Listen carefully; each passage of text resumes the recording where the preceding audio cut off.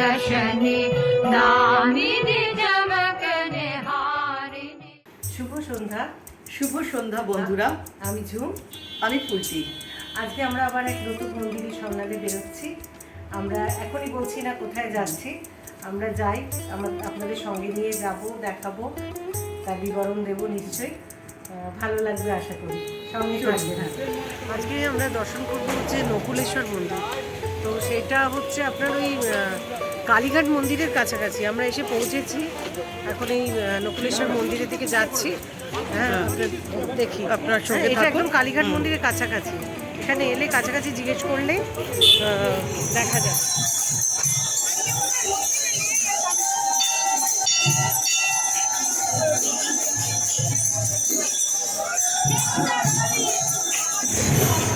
সামনেই রয়েছে ফুলের দোকান, প্রচুর মালা পুজো দেবার জন্য এখানে পাওয়া যাচ্ছে।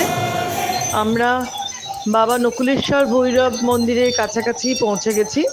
ঘণ্টার শব্দ শোনা যাচ্ছে, পুজোর প্রস্তুতি চলছে। মন্দিরে আরতির সময় 6টা, তো আমরা একটু আগেই পৌঁছে গেছিলাম, তাই আমরা আশপাশে একটু ঘুরে দেখে নিচ্ছিলাম।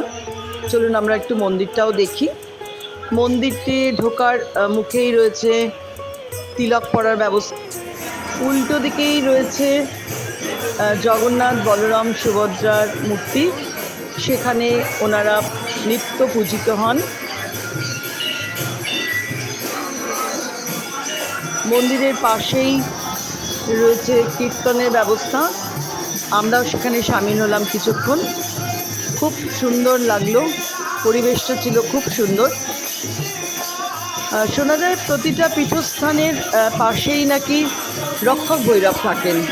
তো এখানে কালীঘাটের মায়ের রক্ষক ভৈরব হলেন নকুলেশ্বর শিব।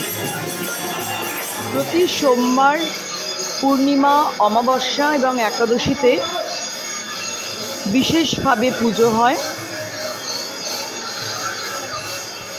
মহাদেবকে বিশেষভাবে সাজানো হয়ে থাকে।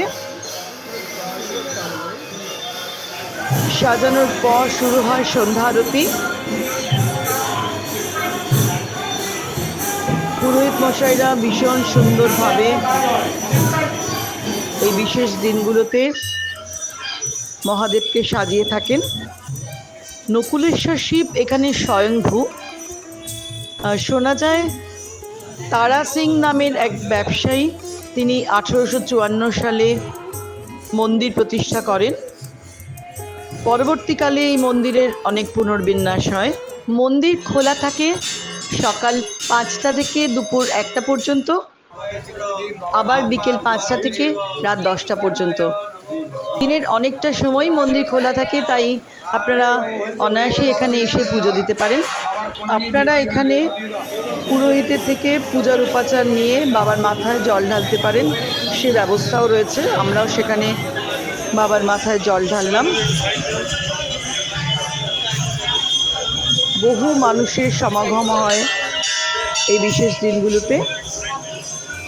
মন্দিরের বাবার পাশেই রয়েছেন গণেশ দেবতা, খুব সুন্দরভাবে সাজানো হয়েছে তাকেও। রয়েছেন নন্দী, তিনিও সেজেছেন সুন্দরভাবে। শোনা যায় নন্দীর কানে কানে মনস্কামনা জানালে খুব ভালো ফল পাওয়া যায়। আরতির পরে আমরা মন্দির থেকে বেরোলাম।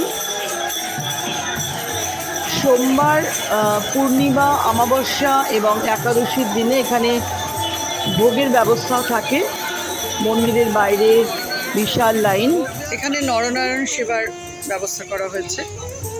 সবাই এখানে সুন্দর করে খিচুড়ি প্রসাদ পাচ্ছেন, খুব আনন্দ করে সবাই এখানে প্রসাদ পাচ্ছেন। সেখানে সবাই প্রসাদ পাবার জন্য লাইন দিয়েছেন।